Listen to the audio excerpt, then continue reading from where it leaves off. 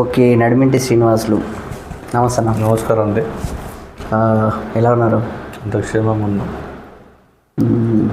Parliament అభ్యర్థిగా, స్వతంత్ర అభ్యర్థిగా పోటీ చేస్తున్నారు. అవును. ఎలా ఉంది క్యాంపెయినింగ్? క్యాంపెయిన్ ఇప్పుడు స్టార్ట్ చేస్తాను. ఎందుకంటే బీసీలో ఉండి తర్వాత స్వతంత్ర అభ్యర్థిగా వేసాం. రాజకీయ పార్టీ లేకుండా బీఫామ్ లేకుండా వేసాం కాబట్టి ఇప్పుడే స్టార్ట్ చేస్తాను. అక్కడ అందరితో ఫోన్లో మాట్లాడి కార్యక్రమం కూడా ప్రారంభం చేయడం జరిగేది. అందరితో నాకు కూడా చాలామంది కూడా మద్దతు ఇస్తామని కూడా చాలా ప్రాంతాలు చెప్పడం జరుగుతుంది. పొలములతోనూ రేపటి నుంచి ఆ కార్యక్రమంలో పూర్తి స్థాయిలో అన్ని గ్రామాల దగ్గర కార్యక్రమం చేస్తాను. ప్రతి మండల హెడ్ క్వార్టర్ వాళ్ళని చేర్చుకున్నాం. ఓకే, మీరు ఇప్పటివరకు ఇండిపెండెంట్గా చాలాసార్లు అసెంబ్లీ అభ్యర్థిగా కూడా పోటీ చేసినట్టున్నారు. అవును, 2009లో మక్తాలు వేసాను. దాని తర్వాత 2 సార్లు జడ్చర్లో వేసాను. మా ఆలోచన అంతా ఒకటే, అంటే బీసీలలో చైతన్యం రావాలి. చైతన్యం రావాలని మాట్లాడుతున్న మాటలకు అసెంబ్లీ వేదికలు కానీ పార్లమెంట్ వేదికలు మనం పంచుకోవట్లేదు. మైకులు ఎక్కడన్నా దొరికితే మాట్లాడుతున్నాం, బీసీలలో ఏకం కావాలన్నా బీసీల కోసం హక్కులు అడుగుతున్నాం. కానీ హక్కులు ఎవరు ఇస్తారు? మనం ఎక్కడి నుంచి మనకు హక్కులు రావాలి, ఏ వేదిక నుంచి రావాలి, దాన్ని మేము పూరించట్లేదని చెప్పి 2009లో ఒకసారి మా మక్తలో ప్రారంభం చేసిన, 2 సార్లు ఈ చర్చల్లో కూడా వేయడం జరిగింది. అప్పుడు కేవలము 7 మందిలో నేను ఒక్కటి బీసీని. అప్పటికి భయంతో ఉన్నా, అంటే బీసీలు కనుక అసెంబ్లీ కనుక పోటీ చేద్దామన్న ధైర్యం కూడా లేనట్టు వ్యక్తులు నేను వేస్తానని నేను ముందు వేసి నేను మార్గదర్శనం నిలబడ్డాను. దాని తర్వాత చాలామంది వేయడం జరిగింది బీసీలు. ఓకే, మీరు ఇప్పుడు రజక సంఘం జాతీయ అధ్యక్షులుగా పనిచేస్తున్నారనుకుంటా. ఎలా ఉంది అక్కడ మన పరిస్థితి? మేము ప్రాంతాల వారికి తిరుగుతున్నాం. అంటే జాతి సమస్యలు ప్రధాన సమస్యలు మనకు సంఘాలనే సమస్యలు చూస్తూ ఉంటాం. మనకి ఇప్పుడు రజక సంఘం నుంచి మీకు ఏ విధంగా ఉంది? అందుబాటులో ఉన్నారా? వాళ్ళు సపోర్ట్గా ఉన్నారా? నేను ఉమ్మడి పాలమూరు జిల్లాలో ఇంచుమించు అన్ని ప్రాంతాల్లో అప్పుడు 14 అసెంబ్లీ సెగ్మెంట్లు, ప్రతి సెగ్మెంట్లో కూడా మా జాతి చైతన్యం కోసం చాలా సంవత్సరాలు పనిచేశాను. కాబట్టి ఇక్కడ పాత వాళ్ళు కూడా చాలామంది అన్ని ప్రాంతాలు, అటు అచ్చంపేట అప్పుడప్పుడు మొదలుకుంటే కోస్బీ కొడంగల్ మొదలుకుంటే ఇక్కడ ఏదైనా సరే మొత్తం నా కొడంగల్ దాకా కూడా మొత్తం ఉమ్మడి పాలెం, నాకు ఉమ్మడి పాలమూరులో కూడా ప్రతి గ్రామంలో ప్రతి మండలి నాకు పట్టుకుంటుంది. ఆ జాతి చైతన్యం కోసం అనేక సంవత్సరాలు పనిచేసినాం కాబట్టి నా మీద ఆదరణ ఉంది. దాంతోపాటుగా ఎస్సీ ఎస్టీ బీసీలు ఈ సంఘాలు కూడా నా నెంబర్ ఎప్పుడు నడుస్తూ ఉంటుంది. ఓకే, ఇప్పటి వరకు నడిమింటి శ్రీనివాసులు పెద్దగా కనిపించలేదు. ఎందుకు? నేను ఎప్పుడు ఉంటాను, ఎప్పుడు ప్రజల మధ్యలో ఉంటాను, ప్రజలతో ఎక్కువ మమేకమే జీవిస్తాం. ప్రజల మధ్యలో కనిపించినా కానీ మీకు పార్టీల వర్షంలో ఎవరు టికెట్లు ఇవ్వనన్నారా? పార్టీల వర్షంలో ఈరోజు ఏముందంటే,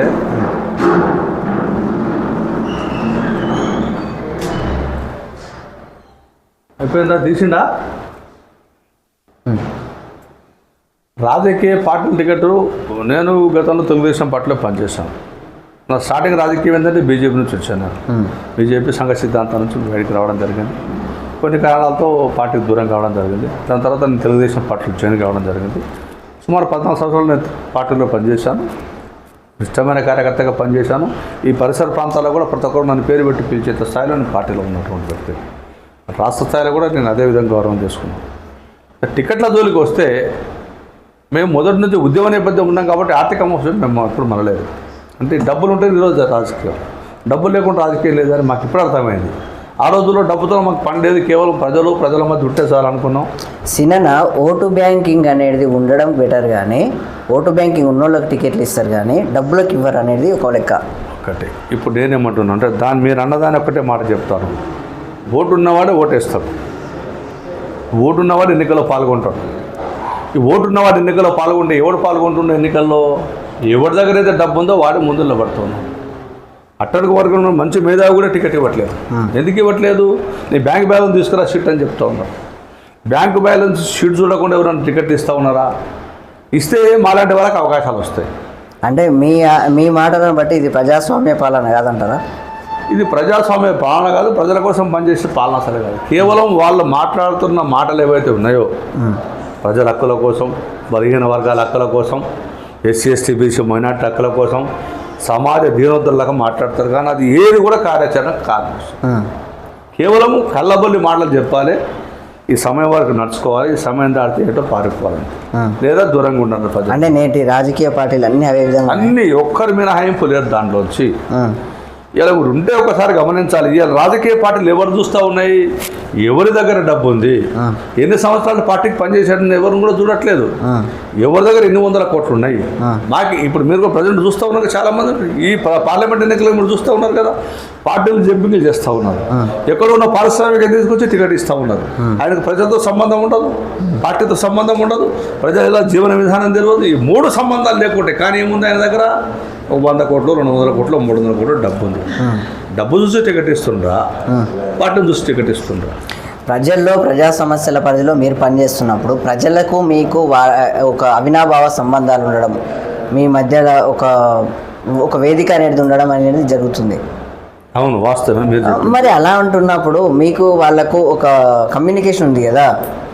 లేదు, మా మధ్య కేవలం సత్సంబకం అంటే ఆర్థిక కమ్యూనికేషన్ తప్ప అన్ని కమ్యూనికేషన్స్ మా దగ్గర ఉంది. ఇప్పుడు మేము ఉన్నాం, నా సహచరునికి కూడా ఇబ్బంది కలుగుతుంది, లేదా ఏమైనా ఆపద వస్తుంది.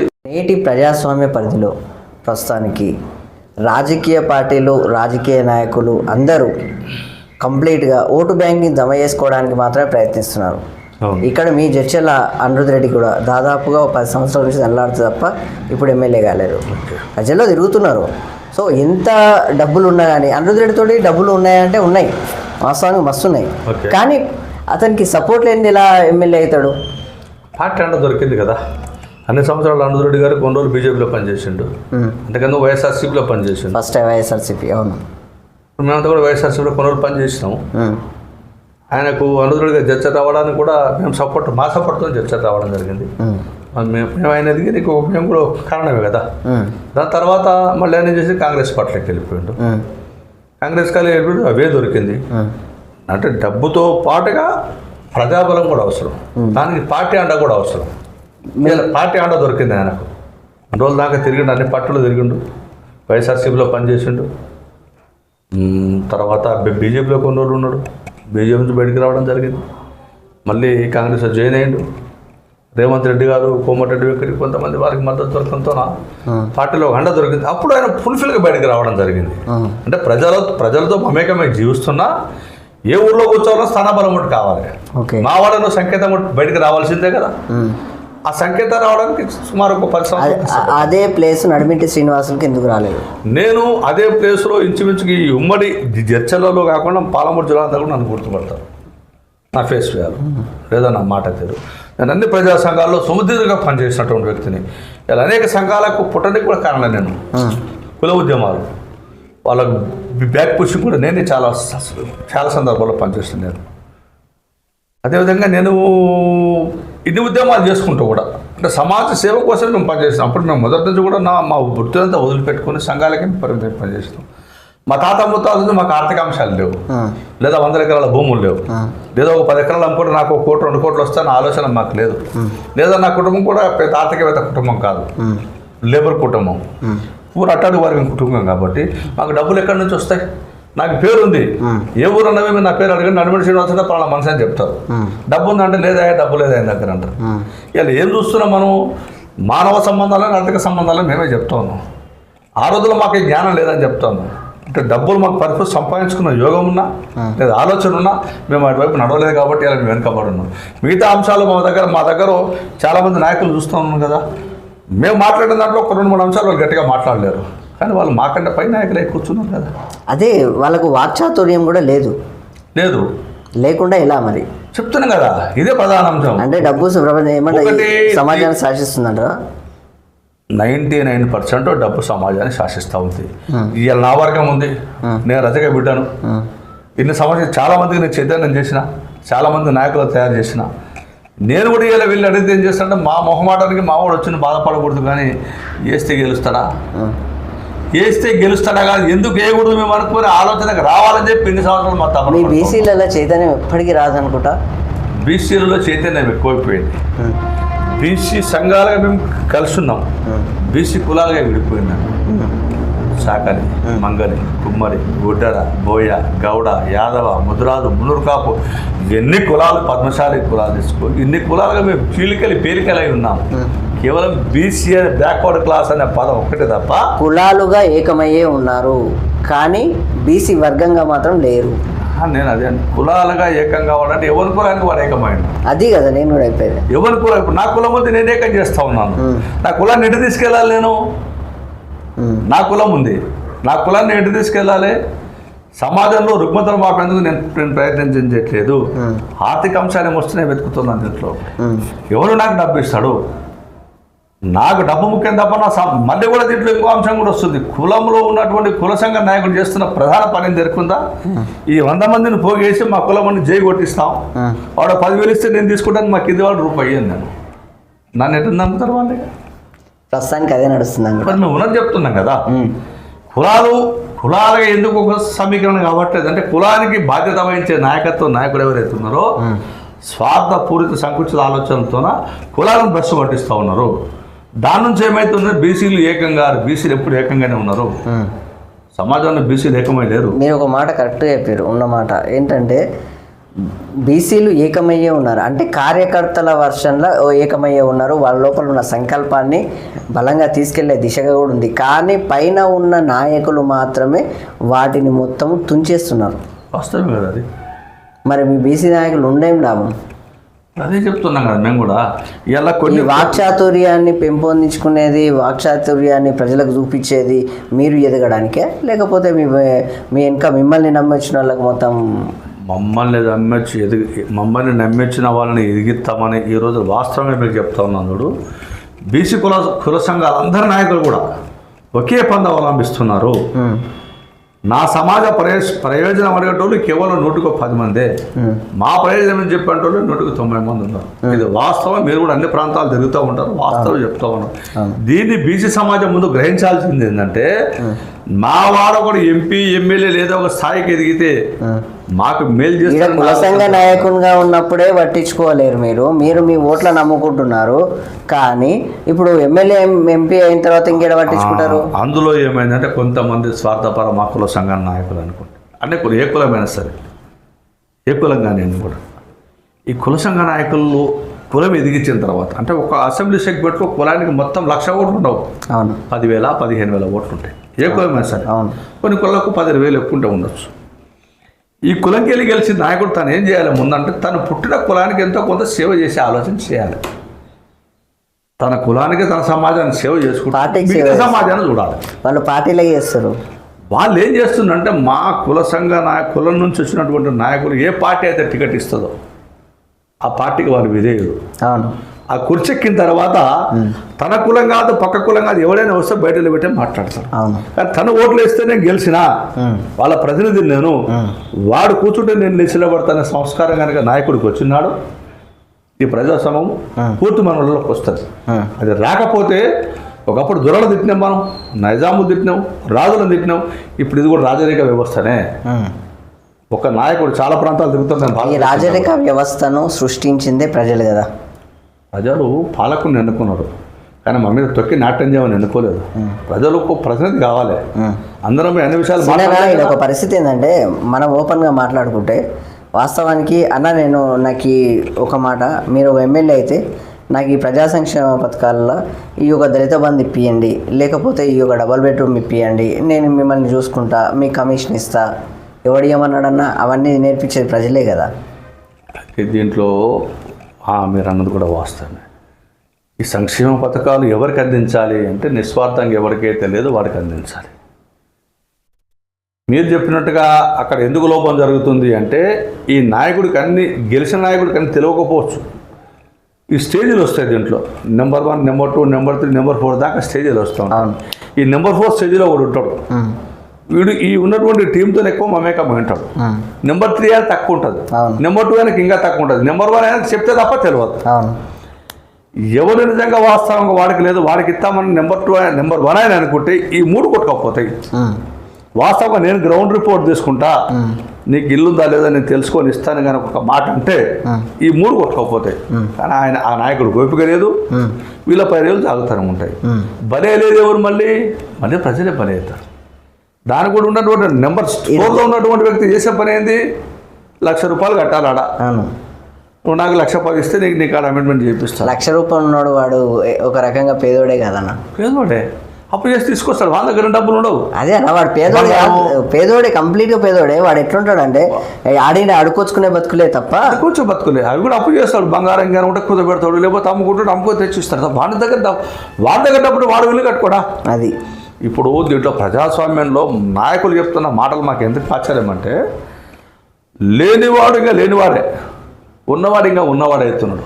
కానీ లేనివాడు ఎందుకంటే ఉన్నవాడు కొంచెం ఇస్తామని ఆలోచన, ఈ సంకుచిత భావం ప్రజాస్వామ్యం ఉన్న రోజు పేదవాడిగానే ఉంటాడు. కానీ ఈ నాయకులతోటి లక్షల కోట్లు ఉన్నాయి, అవును, వేల కోట్లు. ఇప్పుడు ఒక ఎమ్మెల్యే ఉంటాడు, ఆ ఎమ్మెల్యే అయిన 5 సంవత్సరాలనే అతనితోటి కనీసం ఒక 100 కోట్లు, 200 కోట్లు, 500 కోట్లు ఆ విధంగా జమ అయి ఉంటాయి. ఎక్కడి నుంచి వస్తున్నాయి? నేను గతంలో సార్ ఒక చిన్న ఇంటర్వ్యూ చేసిన.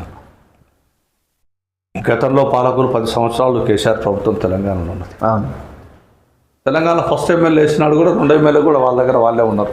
మిగతా పార్టీలు మారినాయి కానీ అవునవును, కేసీఆర్ ఫస్ట్ పెట్టిన సిట్టింగ్ లెక్క ఇచ్చిండు. అవును, నేను ఒక ఇంటర్వ్యూలో చెప్పడం జరిగింది, అయ్యా మీరు నిజాయితీ పరులే, నిష్పక్షపాతులే కదా, మీరు ఒక పని చేయండి. మొదట మీ ఎమ్మెల్యే వేసినాడు, నామినేషన్ వేసినాడు, ఆయన దగ్గర ఎంత డబ్బు ఉంది, 10 సంవత్సరాలు ఎంత డబ్బు ఉంది, ఎన్ని ఎకరాల భూములు అయినాయి, ఎక్కడి నుంచి వచ్చినాయి, మీరు నాగలగడ్డి భూమి దుంతే వచ్చినాయా, లేదా తెల్లాలు రాళ్ళు మోసారా, నెల్లాలు ఏమైనా పని చేశారా, ఎందుకు 1000 కోట్ల మీకు ఆస్తులు వేరొకసారి బయట పెట్టండి అని అడిగింది. థర్డ్ టైం కూడా సిట్టింగ్ ఎమ్మెల్యేకి ఇచ్చింది సీటు.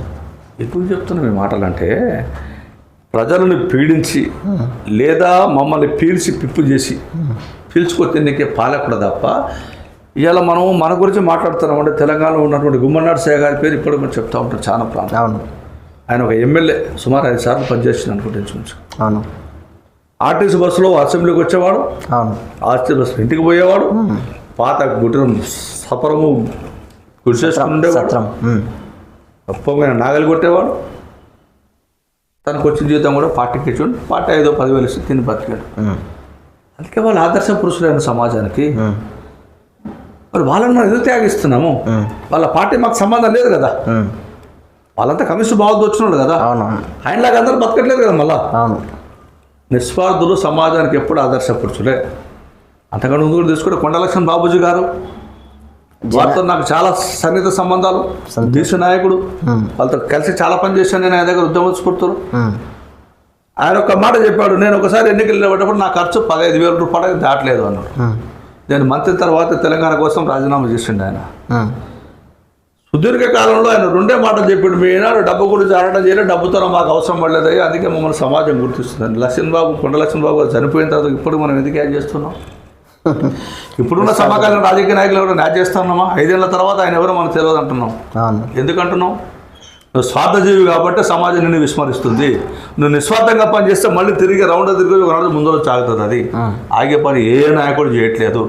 నేను ఇవాళ 2 కోట్లు పెట్టినా నాకు 3 అంతలా 4 అంతలా 10 అంతలా డబ్బు ఎందుకు రాదని ఆలోచన చేస్తున్నాను. ఎక్కడి నుంచి రావాలి డబ్బు? నీకు అది పేదల భూములు గుంతుకుంటూ రావాలి, లేదా ఎవడో ఫ్యాక్టరీస్ అనేది తీసుకొచ్చి నీకు డబ్బులు ఇవ్వాలి, లేదా నువ్వు దౌర్జన్యం లాక్కుంటే నీకు రావాలి. కబ్జాలు ఎక్కడి నుంచి వస్తాయి చెప్పండి డబ్బులు నీకు? మేము కబ్జాలకు దూరం ఉన్నాం. నేను ఈ ప్రాంత వాసిని, నేను ప్రజలు చర్చల్లో పుట్టిన, నేను ప్రజా ఉద్యమాలు చేసిన, పార్టీల్లో పనిచేసిన, నేను మమేకమై అన్ని వర్గాలతో అనుబంధం, మావోయి సంఘాలతో కూడా నేను మంచి ప్రేమతో కలిసి మెలిగినాను.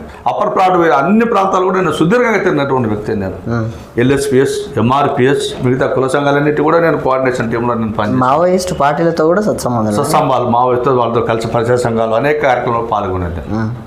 అంటే నేను నిజాయితీ నిష్పత్తిగా ప్రజల మధ్య ఉండేవాళ్ళు కానీ ప్రజా సంఘాలుగా పాల్గొనే వాళ్ళం అంతా.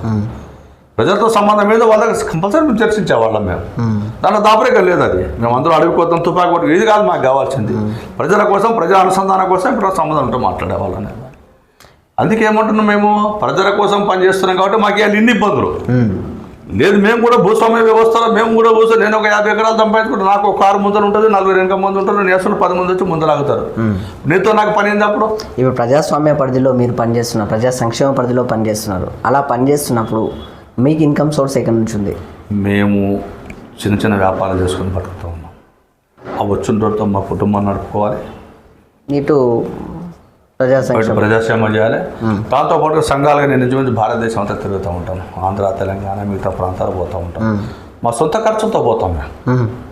మేము నేర్చిన మేము అందుకే మేము చెప్తుంది, మేము పెరిగినంత సంఘ సిద్ధాంతం నుంచి. అంటే మాది మేము తినుకుంటే నీకు అన్నం పెట్టాలి. నేను గుంజుకొని తినడం కాదు ఇక్కడ కావాల్సింది. మేము మొదటి నుంచి నేర్చుకున్న సిద్ధాంతం దానికి మేము కట్టుబడి పనిచేస్తున్నాం. ఈ రజక సంఘంలో జాతీయ అధ్యక్షులు మీరు, రజక సంఘం యొక్క సంకల్పం ఏంటి? ప్రధాన సంకల్పం ఒకటి దీంట్లో, మాకు ఈ సమాజంలో ఇప్పటి కూడా 2-3 కులాలే సమాజంలో సేవ చేస్తూ ఉన్నాయి. మిగతా కులాలన్నీ కూడా చేతి వృత్తి కులాలన్నీ కూడా నాశనం అయిపోయాయి. చాలామంది వృత్తులు మార్చుకొని వేరే పని చేస్తూ ఉన్నారు. ఈ సమాజంలో 2 వర్గాలే నిష్ఠంగా పనిచేస్తున్నాయి. ఒకటి రజకులు, రెండోది నాయ బ్రాహ్మణులు. అవును. మిగతా కులాలు ఎక్కడ కూడా లేవు. అక్కడక్కడ కొంతమంది కుమారులు పనిచేస్తూ ఉన్నారు. తీర పరిశ్రమలు మొత్తం పోయినాయి. తర్వాత మాదిగలు చెప్పులు కూడా మానేసారు. అవును. మిగతా కులాలన్నీ కూడా లేవు. వీళ్ళ కంసాలు కానీ ఇంకోరు కానీ వీళ్ళు కూడా అంతా ఎవరి చేతికి కార్పొరేట్ చేతికి వెళ్ళిపోయింది. హైదరాబాద్లో వాళ్ళ వస్తువులు తయారు చేస్తే మా ఊళ్ళో అమ్ముతాం. ఇప్పుడు కూలీలు అయ్యారు అక్కడ. కూలీలు అంటే ఇప్పుడు అన్ని వాళ్ళు కూలీలైనా కూడా మా వాళ్ళ మటుకు వ్యక్తిగతంగా సమాజ సేవ చేస్తున్నారు ఈ 2 కులాలే. కానీ ప్రభుత్వం మాకు ఎలాంటి రాయితీలు కల్పిస్తూ ఉంది? ఏ రాయితీలు లేవు. అంతలాకైనా ₹1,00,000 నేను ఇబ్బంది పడాల్సిందే. ఏదైనా వ్యాపారం చేసుకుందామన్నా బ్యాంకులు సహకరించాం, లేదా ప్రభుత్వాల ముందుకు వచ్చి మీకు ఇంత నిధి కేటాయిస్తాం, మీకు చైర్మన్ పెడతాం, లేదా మీకు ఇన్ని కోట్ల నిధి కేటాయిస్తాం, దీంతో మీరు వాడుకోండి. ఆ దాఖలాలు ఏనాడు లేవు. సంకల్పం ఏంటి మరి? సంకల్పం దీనికోసం మా పోరాటం, మా జాతుల సంక్షేమం కోసం మా పోరాటం. జాతులో దీనివల్ల ఉపయోగం ఏముంది? దీనివల్ల ఈ సంక్షేమాల వాళ్ళకి జీవన కుటుంబం కావాలి కదా. నువ్వు ఇప్పించేది మొత్తం ఎట్లుందంటే నువ్వు ఎప్పుడు కూలీలాగా బతుకురాబోయ్ అన్నట్టు ఉన్నది కథ. మాదన్నట్లు కూలివాడుగా బతకడం, పూర్తిగా తినడానికి తిండి లేనివాడు లేదా సమాజంలో అట్టడుగున్నట్టు వ్యక్తికి తన జీవనోపాధి కావాల్సింది. దానికి అందుకే మేము ప్రధానం కోరుతున్నది ఏంటి, ఇప్పుడు ప్రజెంట్ కోరుతున్నది ఏంటంటే ఎవరైతే మీరు వృత్తులు చేశారో ఇప్పుడు చేయండి మీరు పెద్దవాళ్ళు, కానీ మీ పిల్లల ఒత్తికి దూరం పెట్టండి, విద్య వైపు మళ్లించండి, విద్యావంతులు చేయండి. వాళ్ళు ఏదో రకంగా నౌకరు చేసుకుని కుటుంబాలు పోషిస్తారు. నౌకరు చేసుకుంటే వస్తుందా మీకు బీసీలకు నౌకర్లు కూడా వస్తున్నాయి? సరే వచ్చిన కాడికి తీసుకుని ఏడొస్తున్నాయి. దాంట్లో కూడా ఇప్పుడు ఒకటి ఏముందంటే బీసీలలో కొన్ని కులాలు చదువుకున్నాయి, ముందుకు పోయినాయి, కొన్ని కులాలు వెనుకబడ్డాయి కులాలు ప్రభుత్వం దగ్గర ఎలాంటి మార్గదర్శకాలు లేవు కదా. ఏ కులాలు ప్రజాస్వామ్యం, మనకు డెమోక్రటిక్ సిస్టమ్, ఇది ప్రజాస్వామ్య పరిధి. మీరు చట్టసభల్లోకి పోతే మీ కులం హక్కులు మీరు సంపాదించుకునే లెక్కలు ఉంటుంది. మనకు 119 నియోజకవర్గాలు ఉన్నాయి. ఏ కులానికే కులాలుగా కాకుండా బీసీలకు, ఎస్సీలకు, ఎస్టీలకు అన్నట్లుగా సీట్లు కేటాయించినప్పుడు మీరు బీసీల తరపుకెళ్ళి మాకు కూడా ఈ రజక సంఘానికి ఈ యొక్క రజకలకు ఈ యొక్క టికెట్ కేటాయిస్తే బాగుంటుంది, మీరు కూడా చట్టసభలో పోతే ఏమవుతుంది? చట్టసభలో పోతేనే కదా మీకు విలువలు వచ్చేది. మేము అందుకే ఇప్పుడు మీరు చెప్తున్న మాటకు మేము చెప్తుంది ఒకటి, చట్టసభలో మాకు పంపాలి, మా రిజర్వేషన్లు మాకు కల్పించండి, బీసీలకు ఉన్నటువంటి జనాభా కులగణన చేపట్టండి, మా నిష్పత్తి వాటాను మాకు పంచండి, మా వాటాకి మాకు వస్తే మాకు 2 సీట్లు వస్తాయి, 3 సీట్లు వస్తాయి, ఎమ్మెల్యే సీట్లు వస్తాయి కదా మాకు. అవి ఏమని అందుకే అడుగుతున్నాం కదా. బీసీ జనాభాలు లెక్క పెట్టకుండా బీసీల సంఖ్య పెట్టకుండా ఇప్పుడు 6 నెలల కింద అంటే 6 నెలలు కూడా కాలేదు, 5 నెలల కింద అసెంబ్లీ ఎన్నికలు అడిగిర్రా మీరు పార్టీలను? అన్ని పార్టీలను అడగడం జరిగింది. ఏమన్నారు? మా నిష్పత్తి వాటా ప్రకారం మా కులాలకు సీట్లు ఏమని అడిగాం.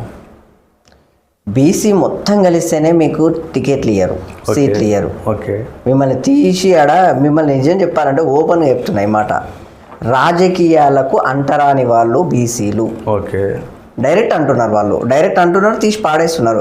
మీకు అయినా కానీ మీరే ఇంత అధిక మొత్తంలో మీరే ఉండి కూడా మీరు ఎందుకు కొట్లాడడానికే వెనుకడుగులు వేస్తున్నారు? మేము ఒకటే మీ ద్వారా అడుగుతున్నామండి, బీసీలు అంటరాని వాళ్ళు, రాజకీయ చైతన్యం లేని వాళ్ళు, రాజకీయాలకు అంటరాని వాళ్ళగా చూస్తున్నారు కదా, ఓపెన్గా చెప్తున్నాను. మేమేమంటున్నామంటే ఈ పదాన్ని వాడుతున్నటువంటి ప్రభుత్వులు నాయకులు ఎవరైతే ఉన్నారో మా బీసీలు ఓట్లు అడగండి. ఎవరు? మీరే వేస్తున్నారు కదా, మీరు వేస్తలేరా? మేము ఎందుకు వేస్తాం అయ్యా? మీకు వేస్తామని ఎందుకు అడుగుతున్నాం? యాచకుల్లాగా వచ్చి 4 రోజులు దండం పెట్టి ఓట్లు వేయించుకోవడానికన్నా ప్రజాస్వామ్య పరిధిలో ఈ రాజకీయ నాయకులు నిజం చెప్పాలంటే వాళ్ళు నిజమైన దేవుళ్ళు రాజకీయ నాయకులే ఓపెన్ గా. ఎందుకంటే ఆ 10 రోజులు, 15 రోజులు, 20 రోజులు కాళ్ళు కడుగుతారు, ఏమంటారు, దండం పెడతారు, అవసరమైతే ముడి కూడా కడుగుతారు. అలాంటి పొజిషన్ లో ఉన్నారు రాజకీయ నాయకులు. ఆ తర్వాత మాత్రము నిన్ను దేకను కూడా దేకరు. అది మరి ఎవరు అడగమన్నాడు? వాళ్ళు పర్ఫెక్ట్ గా పనిచేస్తారు. ఆ 10 రోజులు, 15 రోజులు పర్ఫెక్ట్ గా ఉన్నందుకే వాళ్ళు రాజ్యాన్ని వెళ్తున్నారు. మీరు 5 ఏళ్ళు ఎందుకు ఉండాలి? 5 ఏళ్ళ పరిపాలన చూసుకునే వాళ్ళు ఆ సీటు నాకు వచ్చినంత వరకు మా కులాస్తులు ఓట్లు వేయరు. ఎందుకు కూర్చోరు మీరు? మీ బీసీలందరూ ఓట్లు వేయకుండా ఒక్కసారి కూర్చోండి, మొత్తం భారతదేశం మొత్తం దద్దరిల్లిపోదా? మొదటిసారిగా మీ నుంచి మాట వింటున్నా. అటువంటి అవకాశాలు వస్తే ముందు మేము నడుస్తాం. ఎందుకు చెప్తున్నాం అన్న, అవకాశం అనేది రాదన్న, మనం సృష్టించుకోవాలి, తప్పదు. మేము ఏమంటున్నామంటే ఇలా బీసీ సమాజాన్ని ఇప్పటిదాకా కూడా మాట్లాడేదంతా కూడా అదే. బీసీ సమాజం మొదటి నుంచి ప్రధానంగా యాచక వృత్తికి అలవాటు పడ్డారు, ఎవరు ఇస్తే తిననికి అలవాటు పడ్డారు. అంటే కేవలము బీసీ అంతా కూడా శ్రమజీవులే, ఏదో ఉత్పత్తి కులాలే, ఏదో వస్తువు చేసి అమ్మాల్సిందే, తెచ్చుకొని తినాల్సిందే. మాకు స్వతహాగా భూములు కానీ ఇవి కానీ లేవు. కొన్ని వందలేళ్ళ నుంచి యాచకవృత్తి అలవాటు పడ్డాం మేము. అంటే యాచకవృత్తి ఏ రకంగా చేసి కూడా యాచకవృత్తి అనుకోండి. బీసీలో ఎవరు కూడా దీన్ని మినాయింపు లేడు. బెస్ట్ ఆయన చేపలు పట్టాల్సిందే, ఇంకో ఆయన చేపలు పట్టాల్సిందే, నేను బట్టలు కదా మగ ఆయన గడ్డం చేయాల్సిందే, ఇంకో ఆయన వాళ్ళు మీకు ఇంకో పని చేయాల్సిందే, ఇంకో ఆయన ఇంకో కంసారి బంగారం చేయాల్సిందే, ఇంకో ఆయన కమ్మరి ఆయన పట్టిన నాగలు కూడా చేయాల్సింది. మేము మొదటి నుంచి కూడా ఉత్పత్తి కులాలమే. మాకు చైతన్యం వచ్చింది ఎప్పుడు? ఒక 10-15 ఏళ్ళ నుంచే చైతన్యం వచ్చింది. దానికి కూడా కారణం ఎవరు? ఎన్టీ రామారావు గారే. నేనేమంటున్నా, ఈ బీసీలను నిలబెట్టింది ఎన్టీ రామారావు గారు, ఇది వాస్తవమే. బీసీలకు అధిక మొత్తంలో ప్రాధాన్యత ఇచ్చారు. కానీ మీరు ఇలాంటివన్నీ చెప్పడంలో ఒక ఆత్మాభిమానం ఉంది. ఈ ఆత్మాభిమానాన్ని చంపుకోవాల్సినంత పరిస్థితి బీసీలకు ఎందుకు వస్తుంది? నైరాశ్యం, అభద్రతా భావం.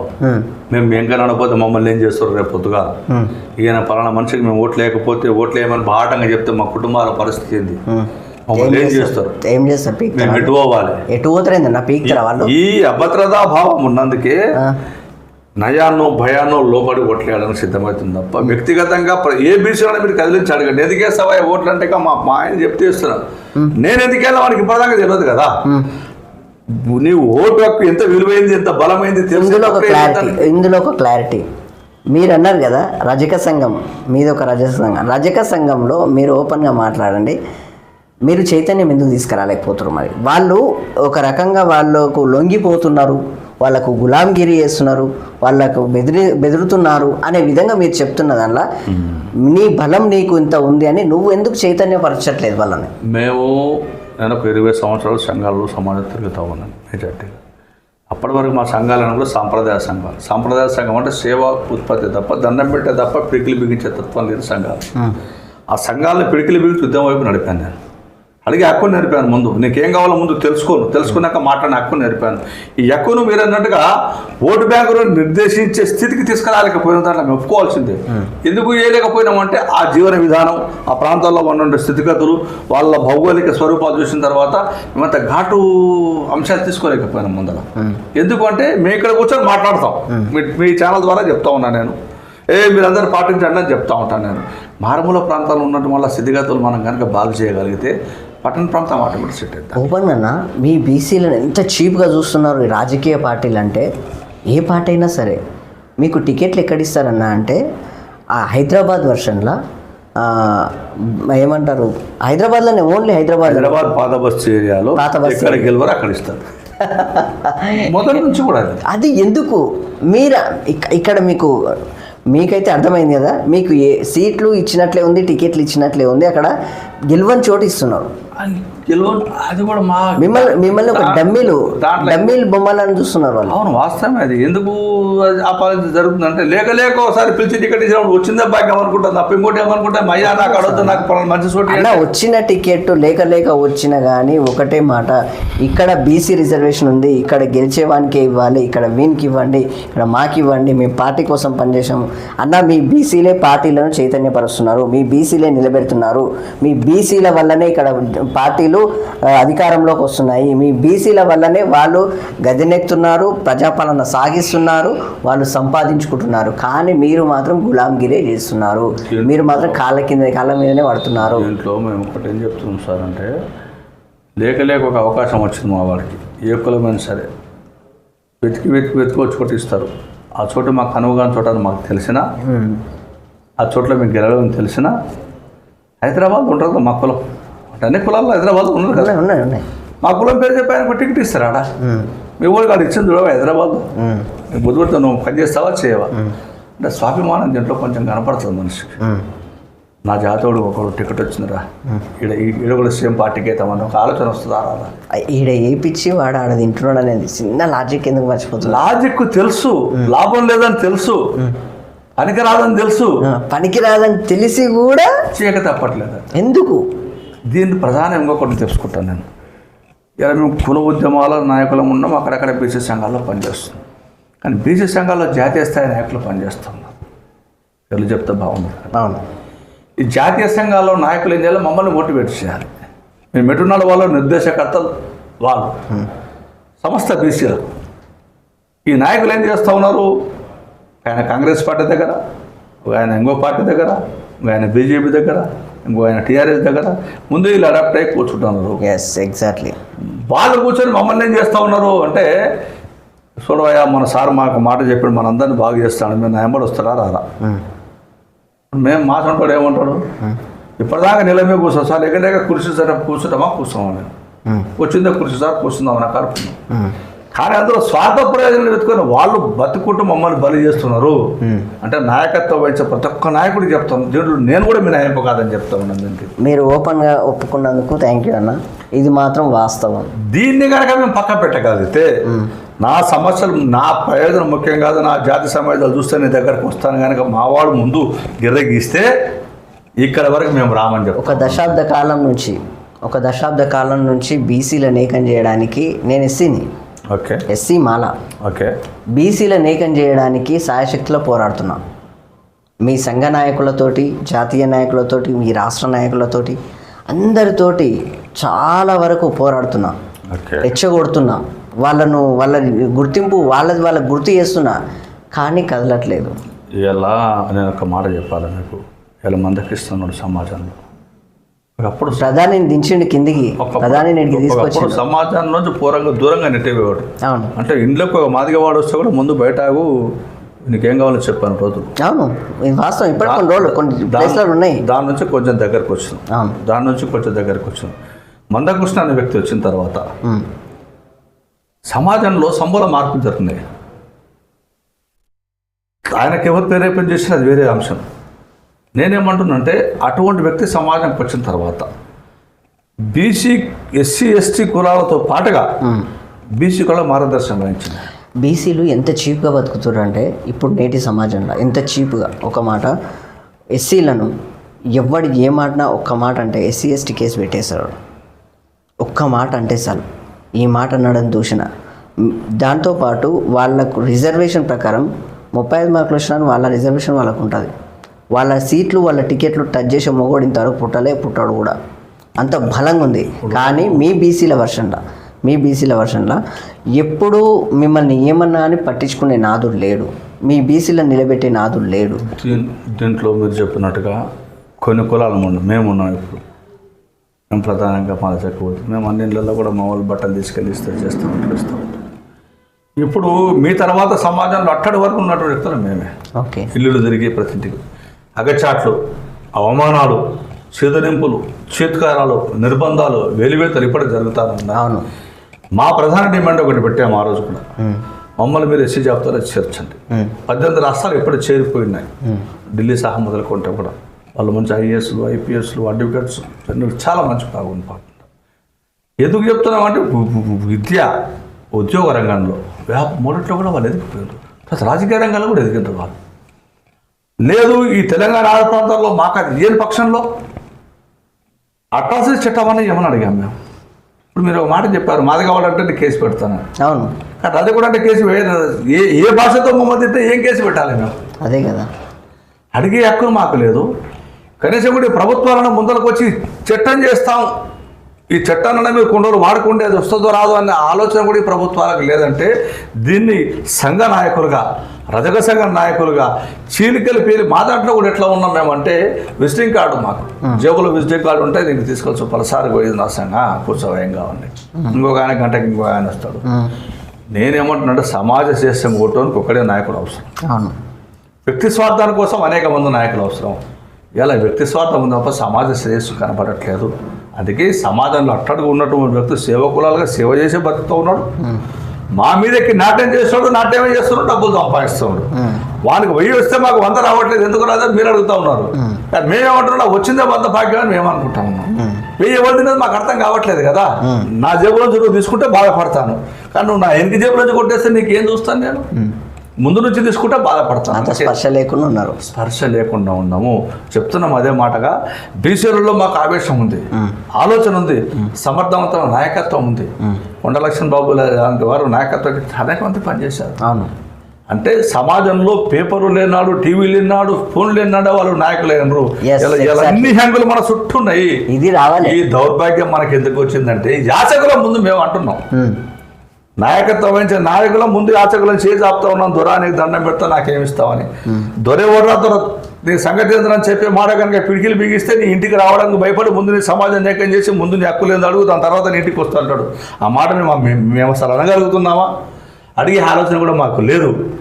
ఎందుకు లేదు అంటే మీరు చెప్పినట్టుగా ఎస్సీలకు చట్టం వచ్చిన తర్వాత ధైర్యం వచ్చింది. తర్వాత ఎస్సీల కంటే ఎస్టీలు చాలా బాగుపడ్డారు.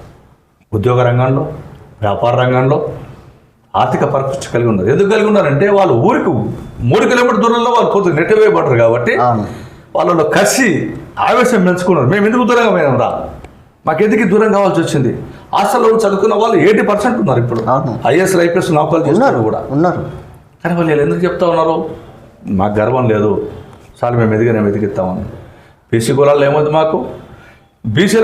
బీసీలకు అసలు ప్రధానంగా ఎస్సీలకు శత్రువులు ఎవరు? అగ్రకులాలా? బీసీలే. ఎందుకు జరుగుతున్నాయి లోపమంతా? వారు చెప్తే మేము చేస్తా ఉన్నాం నీ మీద, నేను తన్నమాట మేము దంతా ఉన్నాం. కానీ మా వ్యక్తిగత గొప్ప నీ మీద కాదు, మా వాడు చెప్పిన వాటిని దన్నాల్సింది. తన్నాలి వాడుకుంటున్నాను మిమ్మల్ని. ఓటు బ్యాంక్గా వాడుకోవడం, ఆర్థికంగా వాడుకోవడం, సామాజికంగా వాడుకోవడం, కులాలు ఏకం చేస్తామని చెప్పడం. మొన్న రేవంత్ రెడ్డి గారు ఒక మాట చెప్పారు, మేము ముదిరాజులను బీసీలో కలుపుతా ఉన్నాం. రైట్, కలపండి. కానీ బీసీలో 46 కులాలు 56 కులాలు ఉన్నాయి కదా, వాళ్ళ స్థితిగతులు గమనించినాక వాళ్ళని తీసుకొని తింటలేదు.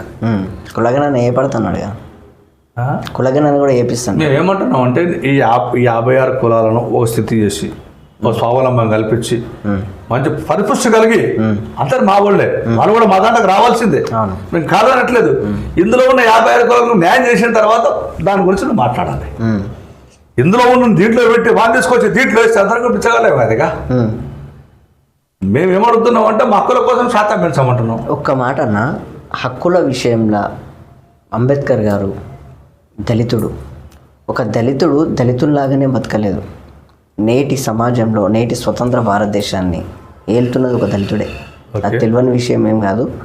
ప్రతి ఒక్కరూ ఆయన రాసిన రాజ్యాంగాన్ని అనుసంధానంగా వాళ్ళు బతకాల్సిన పరిస్థితి ఉంది, వాళ్ళు ఆచరించాల్సిన పరిస్థితి ఉంది. ప్రపంచంలోనే అతిపెద్దదైన డెమోక్రటిక్ సిస్టమ్ ఒక దళితుడే రాసిండు. ఆ దళితుడే రాజ్యాన్ని ఏలుతున్నాడు, భారతదేశాన్ని శాసిస్తున్నాడు. అదే దళితుడు. కానీ ఆయన చేస్తూ ఒక మాట అన్నాడు, బడుగు బలహీన వర్గాలకని చెప్పిండు. అందులో బీసీలు ఉన్నారు, అందరికీ సమాన న్యాయం ఉంది.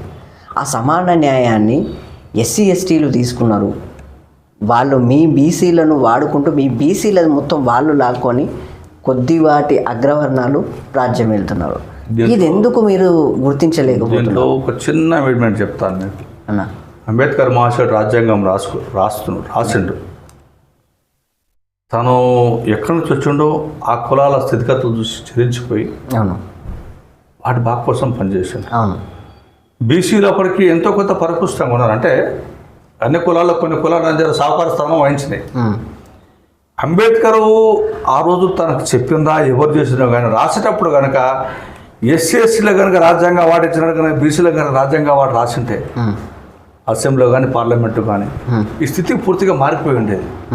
కానీ ఎక్కడో లోపం జరిగింది. అది ఆ లోపం ఆ రోజు ఎందుకు జరిగిందో మనం పుట్టినంత అవగాహన లేనట్టు వ్యక్తులు. కానీ ఆ చిన్న పొరపాటుకి ఏం జరుగుతుందంటే ఆ అమెండ్మెంట్ కోసం ఇప్పటిదాకా పెడితే చట్టసభలో మా వాట అడుగుతున్నాం, పార్లమెంటులో కానీ అసెంబ్లీలో కానీ మా వాటా మాకేంది అంటే మేము వాట ఇవ్వాలి, ఏమైంది ఆ వాట కూడా అడుక్కోవడానికి యాచకరమైన కొద్ది టైం తర్వాత, అంటే కొన్ని రోజుల తర్వాత, కొన్ని సంవత్సరాల తర్వాత ఈ యొక్క రాజ్యాంగ సవరణ కూడా ఈ యొక్క ప్రజల యొక్క ఎక్కువ అయితే వాళ్ళ పరిపుష్టిని ఒక లెక్కల మీరు ఎక్కువ ఉన్నారు, మీకు కూడా సీట్లు అన్ని ఇవ్వాలి రాజ్యాంగ పరిధిలో, ప్రజాస్వామ్య పరిధిలో. ఇది ఈక్వాలిటీ అనేది చూపించాలి కదా. ఇప్పుడు 2% ఉన్న వాళ్ళకు ఎక్కువ టికెట్లు, ఇప్పుడు 50% ఉన్న వాళ్ళకు తక్కువ టికెట్లు. ఇక్కడ మీకు అనిపించట్లేదా? ఈ ఎస్సీ ఎస్టీలకు మాత్రం వాళ్ళని టచ్ చేయరు, టచ్ చేస్తే మోడే రాసింది కాబట్టి ఇప్పుడు వాళ్ళకు కొన్ని సీట్లు కేటాయించారు, వాళ్ళ సీట్లో వాళ్ళు పోటీ చేయాల్సిందే. అది ఎవరు చేస్తారో వేరే విషయం. అంటే రెడ్డిలకు ఎక్కువ సీట్లు ఇవ్వమని చెప్పేసి అంబేద్కర్ రాశారా? రెడ్డి నేను అది ఏమంటున్నామంటే అంబేద్కర్ గారు రాజ్యాంగం రాసేటప్పుడు ఎస్సీఎస్లకు ఎట్లా రిజర్వేషన్స్ కేటాయించిందో బీసీలకు కూడా రిజర్వేషన్స్ కేటాయించింది. నేను పోటీ చేస్తాను కూడా బీసీ ఇప్పుడు చేంజ్ చేయాల్సిన అవసరం, చేంజ్ చేయొచ్చు కదా. నేను అడిగేది ఏమంటే నాగర్ కర్నూలు ఉందండి, ఇప్పుడు బీసీ నేను పోటీ చేస్తాను కూడా జనరల్ ప్లేస్లలో బీసీలు కూడా పోటీ చేయొచ్చు కదా. జనరల్ చేస్తున్నాం కదా మేము. జనరల్ చేస్తే ఎవరు ఉంటారా? జనరల్ అంటే ఎవరు వస్తున్నారు? రెడ్డిలు వస్తున్నారు. మరి వాళ్ళు మాకంటే 4 గంటల వరుసలు ఉన్నారు కదా. మీరు ఆడ బీసీల ఓట్లు ఉన్నారా, ఏం చేస్తున్నారు? రెడ్డిల ఓట్లు ఏం లేవే అక్కడ. బీసీల ఓట్లు కాదు, రెడ్డిల ఓట్లు తక్కువ ఉన్నాయి, బీసీల ఓట్లు ఎక్కువ ఉన్నాయి. మరి అక్కడ కూడా బీసీనే గెలిపించుకోవచ్చు కదా. ఎట్లా గెలిపిస్తారు? జనరల్ ఉన్న తోటి బీసీల ఓట్లు ఇప్పటిదాకా చెప్తుంది అది. బీసీలకు కనుక మాకు సమాలోచన ఉంటే ఇంట్లో కూర్చొని మేము ఓట్లు వేస్తాము, ఆడికి పోయాల్సిన పని లేదు. ఇలా ఎవడో బీసీల పడితే ఇంట్లో కూర్చొని బటన్ నొక్కేదే కదా. మీతో ఉన్న పరిస్థితి ఏంటంటే ఓపెన్గా చెప్తున్నా, అవతల పటేల్ గీతం ఈడేంది బచ్చగాడు నినమూన వచ్చింది రాజ్యం ఏమంటారు వీడికి అని చెప్పేసి పక్కన ఉన్న ఊరోడే అంటాడు, లేకపోతే ఈ ఊరోడే అంటాడు. మీ ఊళ్ళో మీరు ఒక ఇప్పుడు నేనే ఉండండి, నేను ఇక్కడే పుట్టా, నాకు అందరు గుర్తుపడతారు, అన్ని కులాలు గుర్తుపడతారు. ఐడెంటిఫై తక్కువ. నాకు అన్ని కులాలు గుర్తు. నడిమండి శ్రీనివాసన్ మీరు ఒకసారి చెప్పండి, ఎవరు నా పేరు తక్కువ చెప్తాను. లేదా ఈ ఉమ్మడి జిల్లా ఎక్కడ పోయి మీరు అడగండి, ప్రజా సంఘాలు ఉద్యమ సంఘం ఎక్కడ కూర్చొని మాట్లాడండి.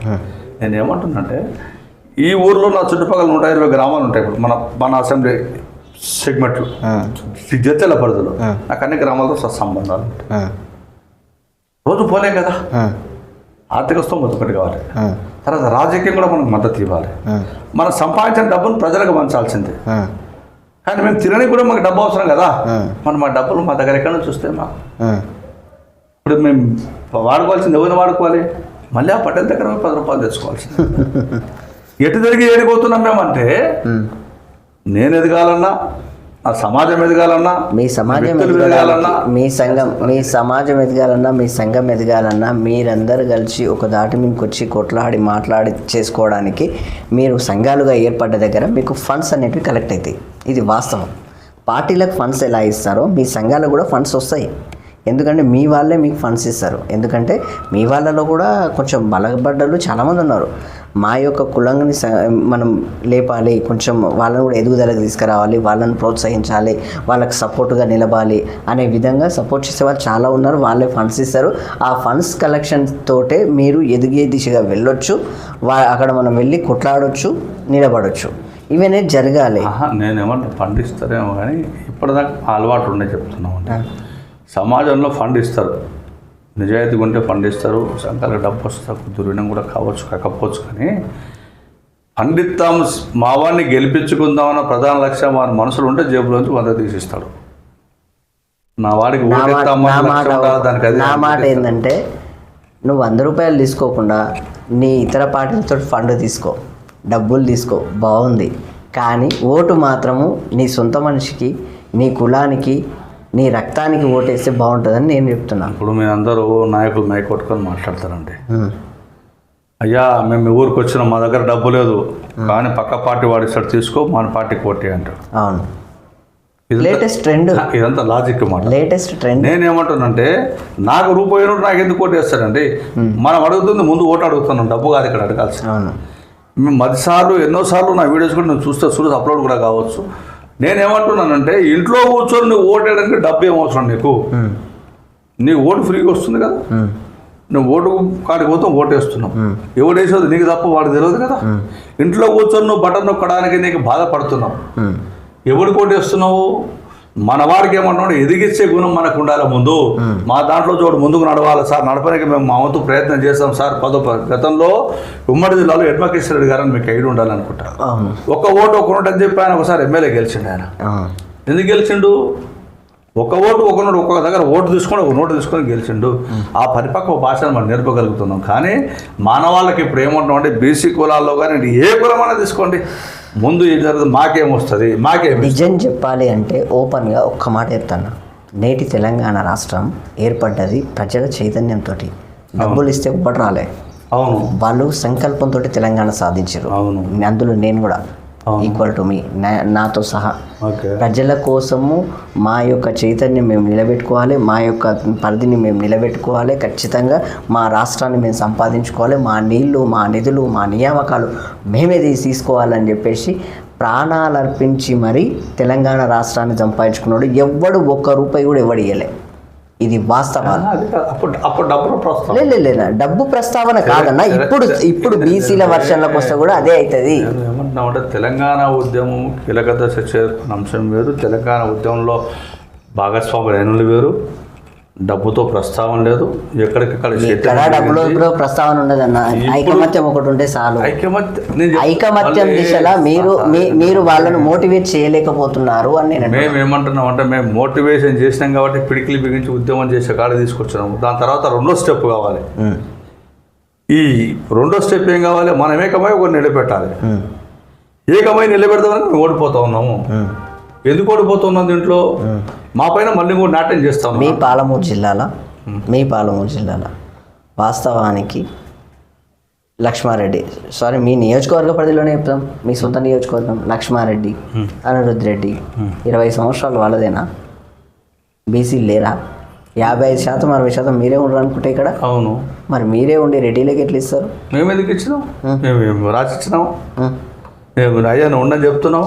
మరి మీరు ఇవ్వకపోతే ఆయన రాజ్యాధికారం ఎట్లా? నేను ఇది చెప్తున్నాం కదా. లక్ష్మణ్ గారు నిలబడ్డప్పుడు జడ్చల్లో మొట్టమొదటి నేను బీసీగా మొదటి బీసీగా నేను నామినేషన్ వేయడం జరిగింది. నేను ఎంత ఇస్తే నేను వేసుకున్నా అంటున్నా. ఎవడు వాళ్ళు వేపించారేమో మళ్ళీ అదే అంటావు.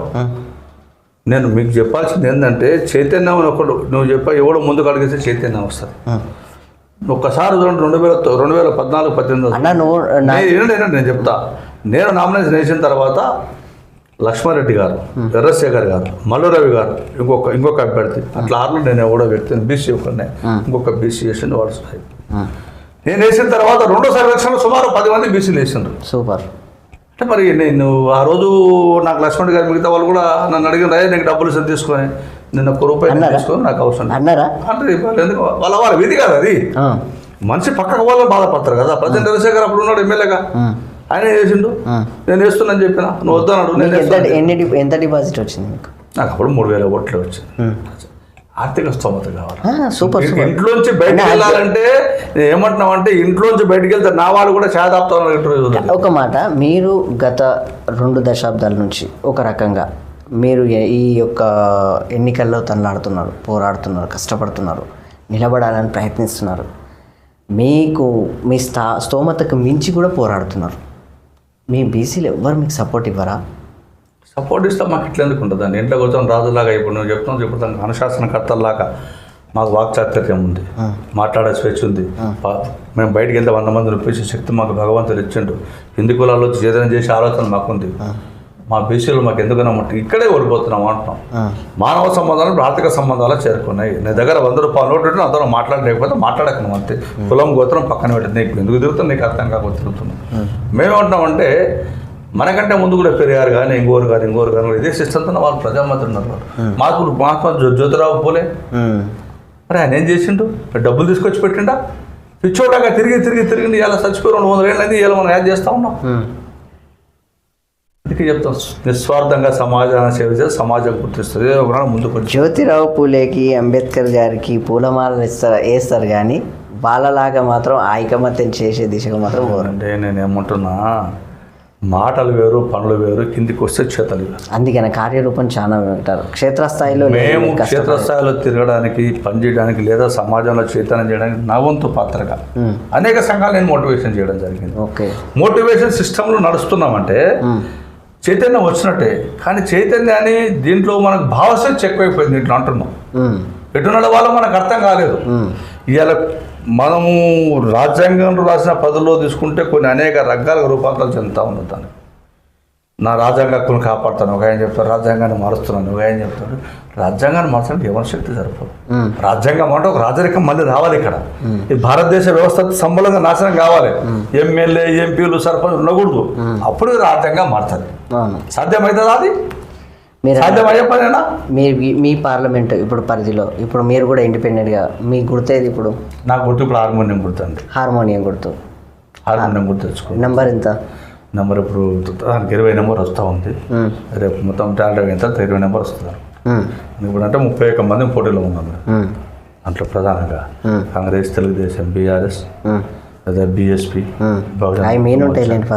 ఇవన్నీ కాగా మిగతా ఇండిపెండెంట్లో సుమారుగా సార్ ఒక 6-7 మంది బీసీలు చేస్తుంది, 7-8 మంది బీసీలు చేస్తుంది. అంటే వాళ్ళని చూస్తే నిజం కూడా అందరూ కలిసి మీరు ఒక్కరే ఏంటే బాగుండేమో మేము అడిగినాము. నేను ముందు ఆ మాట చెప్పానండి, మనలో బలమైన నాయకుడు మీరు ఎవరని అనుకుంటే ఆ వ్యక్తిని ముందుకు తీసుకురంటే నేను ముందు బేషరతుగా మద్దతు ఇస్తాను చెప్పి. నాకు పోటీ చేయాలన్న కోరిక లేదు, నేను నడవాల్సిన అవసరం లేదు.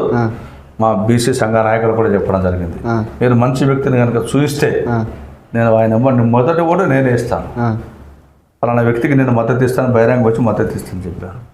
దీంట్లో మాకేమనిపిస్తుంది అంటే ఎవరైనా కూడా ఏడికి పోతున్నావు అంటే ఏం చేస్తావు నువ్వు, నేను అంటా ఉన్నాను ఎక్కడ ఏమి అవసరం లేదు, నీ ఓట్లు నీ జేబులో ఫోన్ ఉందంటే నీకు 1000 కనెక్షన్లు ఉంటాయి.